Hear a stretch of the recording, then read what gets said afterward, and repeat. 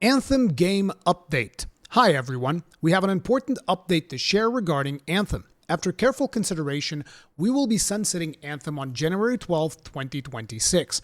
This means that the game will still be playable online for the next 180 plus days.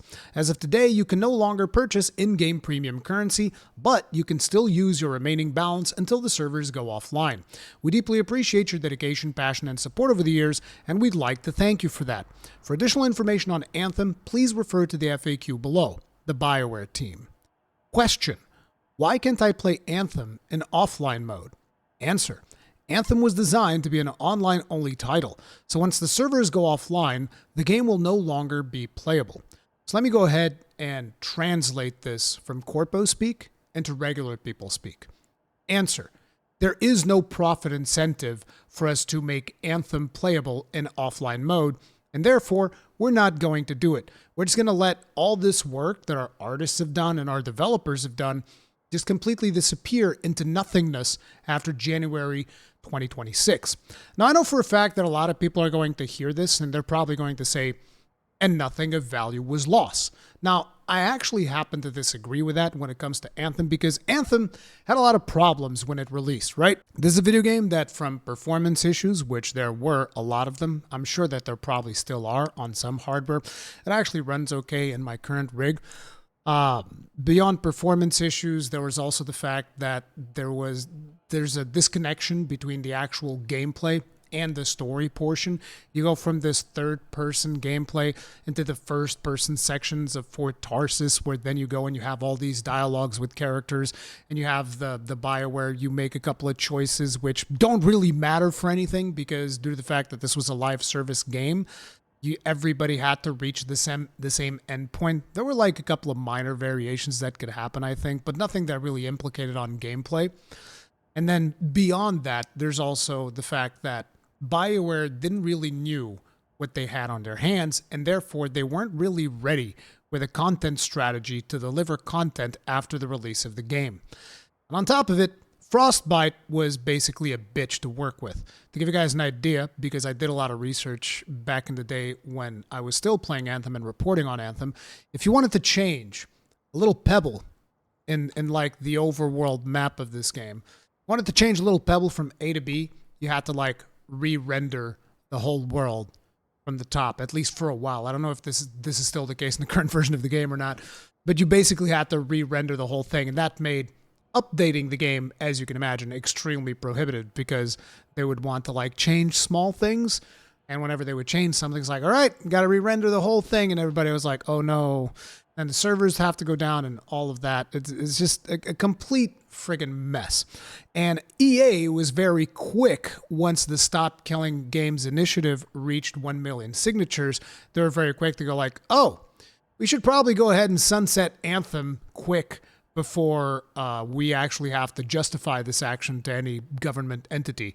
Because, you know, ever since we reached 1 million signatures, it means that the likelihood of the European Union actually looking into this and potentially doing some legislation that's going to prevent companies from basically removing these games from your library, they probably want to get that done quick so that they don't have to, because they're not going to have to do it retroactively, obviously. So they want to get that done before any potential legislation is passed.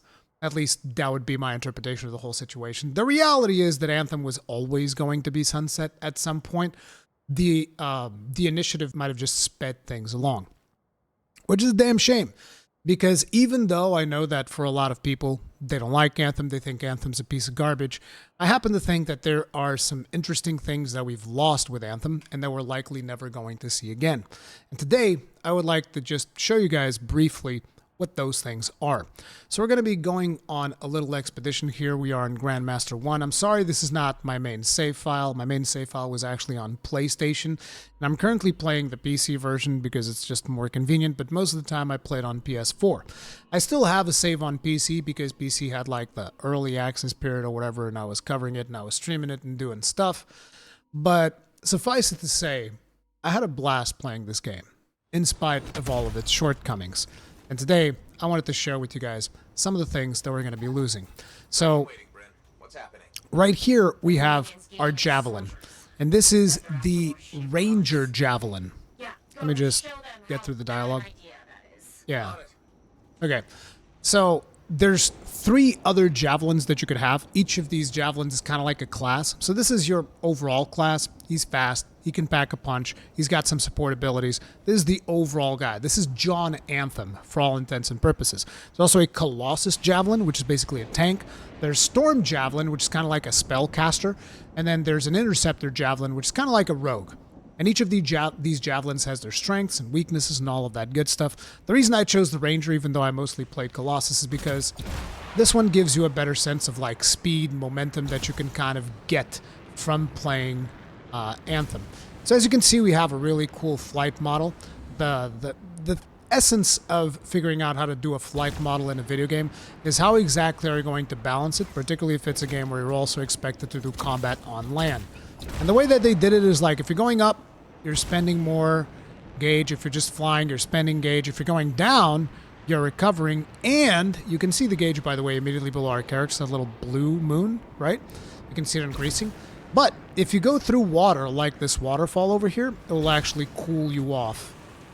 So it all becomes kind of like a minigame whenever you are flying of figuring out, is there water? And it's actually raining right now, so that also helps with your cooling down. And you can also like skim the water for additional coolness. And on top of it, you can even dive into the water. I don't know if this lake is deep enough. I don't think it is. Yeah, this one's not deep enough, but you can actually dive into deeper lakes and you can actually get like, you know, you can swim around and there's underground passages and all of that stuff. And just look at how gorgeous this game looks. Animates beautifully, gives you that Iron Man experience, better even than in Marvel Avengers, where you could actually play as Iron Man, which consequently was also another live service game that kind of got shut down, although parts of that game are still playable and offline, which is interesting. The soundtrack was also really good, but one of my favorite things about this game, besides the flying and all of that, is that the combat focuses on this primer detonator system, which was something that they've done since the Mass Effect days. Let me just get rid of this guy right here. See, you prime them with ice, then you shoot them, boom, you get a combo, massive amounts of damage. That's the primer detonator system. They've done this since the Mass Effect days with like biotic powers. Mass Effect Andromeda really had a good implementation of that system, and Dragon Age the Veilguard also uses that system, which for all of my criticism of that game, combat is actually pretty fun. So I'm going to throw a grenade here, and then we're going to go ahead and we're going to blast it. Boom, that's a combo. It's now going to use up the primer. I'm going to throw a grenade again. We can also blast it with my melee. Boom, that's tons of damage. And then we can also shoot it primarily with fire. And then we could do additional damage. It just feels good, right? It's just a feel-good system where you're going in, throwing nades, blasting people. I actually whiffed that. Bam. And now I'm going to do another combo. Bam. You love to see it. And then the thing is, you're only seeing one player. Now imagine 3 other players running around with the content scaled for those 4 players, and everybody doing like their own primaries and combos, and I can have a setup where I do more priming,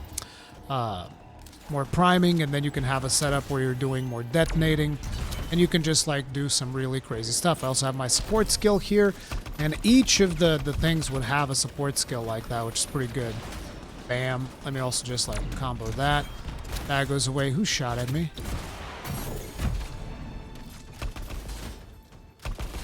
And then I also happen to have like this cute little sniper here. Aww.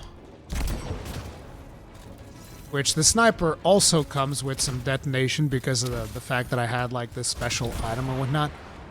But this is just like a really cool combat mechanic that they've made for this game. And it's gonna die on January 2026. But the worst part is that this game is not going to die alone.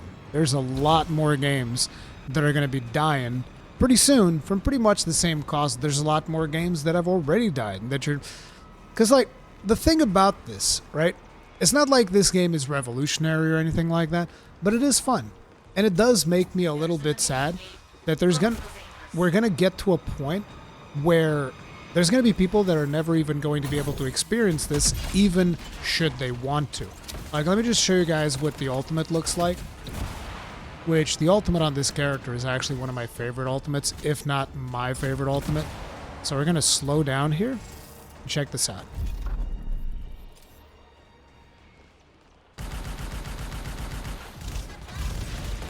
A little aerial strike action, which just feels real good. And this was like the gameplay that we had. Now, there's also boss fights and all that stuff. Unfortunately, I can't show you those because the dungeons were made for multiplayer. You can solo the dungeons, but ultimately, if they were to just release a server for, you know, for the people that bought the game, it's like, okay, you bought the game, you can have this server, and then people that have the game, they can go in, they can join each other, have their own, host their own servers, like maybe even do like some events or something like that. Because it's like so many games do this, where you just have like your local server. It's not hard, and they most likely already have this done for testing purposes at their offices, and they're just not willing to give it to you because, again, there's no profit incentive, and there's nobody actually forcing them to do so. Like, I'm only scratching the surface of the potential of what this game had, and the boss fights and the dungeons. Unfortunately, they didn't do that many dungeons, and they also had a fundamental misunderstanding of what are the cool things about the game. So they would constantly do completely stupid decisions like, oh, we're just going to make it so that we super limit your ability to fly. And it's like, why are you so dumb? Like, sure, there needs to be limits, but why does every mechanic that you do to increase challenge just involves removing one of the coolest mechanics that this game has? It's just the weirdest thing that these guys kept doing, but, you know, it is what it is. Oh, wow, there's like a little stronger dude there. Hey, what's up? Blammo. Ow. I'm so rusty.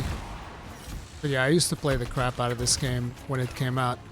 We streamed this for so long, but I actually only streamed it on Twitch. I have a couple of streams on YouTube, but I was looking for like some endgame boss type stuff, and I guess all of those were actually done on Twitch, so they're forever lost to time. Kind of like the same way that this game's gonna be lost to time, which absolutely sucks. But you see, the thing is, this is not going to end with Anthem, because there are other games that also require always online connections, despite the fact that they don't really need them. So another example of this is Outriders. This is another game that I've also played, greatly enjoyed. It is currently on its recent reviews, got a mostly positive rating. I believe that the developers have actually been working on stuff for this game, and they've been patching it up and making it even better than it was on launch. But I enjoyed it. I thought it was a fun little romp that I had with this. I played it with friends. It has optional co-op, but you can play most of the game single player should you choose to. And for some strange reason, they decided, no, this game needs to be always online.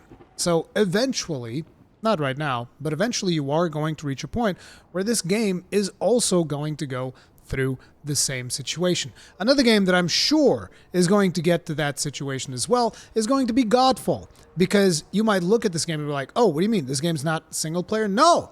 This game is also always online, despite the fact that when I played Godfall, I played the entirety of the game in single player. But the game itself is still always online. Go figure. And these are all games that will be sunset at some point. And when it happens, they're just going to turn it off, call it a day, which is going to suck. As a matter of fact, I wouldn't be surprised that before the Stop Killing Games initiative gains a little bit more speed, I wouldn't be surprised if these guys start going like, okay, boys, it's time to start sunsetting these bad boys before any law comes into place that actually forces us to put some effort into this whole thing. It's absolutely ridiculous. I don't know. This is kind of like why we can't have nice things, because people aren't willing to put in the effort to actually maintain these things. And there will be more games in the future as well, because like if you think about it, Microsoft just had their layoffs, which I'm also going to be doing a video going a little bit more in depth about that. And Microsoft recently acquired Activision Blizzard. And what does that mean? There are currently like 3 games, I think, probably even more, but at least 3 games that I can say off the top of my head that are currently going into, I mean, they've been in maintenance mode for quite some time. And those games are Heroes of the Storm. That's been in maintenance mode. That's an online-only game. StarCraft 2. Strangely enough, yes, that is also an online-only game. Despite the fact, massive single-player campaign, always online. At least it was last time I checked. I don't even know anymore. I don't really follow too much Blizzard things nowadays. But, you know, those two games are completely in maintenance mode. Another game, on account of the recent firings over there at Xbox Gaming, this was put into maintenance mode, which was Warcraft Rumble. Although Warcraft Rumble being a mobile game, I have very little sympathy for that one because it's basically just a super predatory game and all of that jazz. We're kind of used to those. But all of these games are going to get to a point where there's going to be some cost analysis that is made by some accounting intern where he goes like, huh, you know, these are just like a problem in our finances. Time to like shut those bad boys down. And all those things are going to just be lost to time. Sucks. But that's the future of online-only games. Anyway, let me know how you guys feel about it. Let me know if there are other examples that you guys bring up besides Outriders, Godfall. These were just the two that came to mind off the top of my head. Hit up the comment section and let me know. And yeah, go and sign the Stop Killing Games initiative if you haven't already. Get all the signatures that we possibly can. And hopefully we can reverse this situation. But I don't know. I don't have a whole lot of hope. But we'll see. Anyway, that's going to be it for this video. If you guys enjoyed it, hit the like button, which I kind of doubt that anybody can actually enjoy this, just like bad news. But if you didn't enjoy it, dislike button feedback is important. I'll see you guys in the next one. Stay strong, stay safe. Peace out.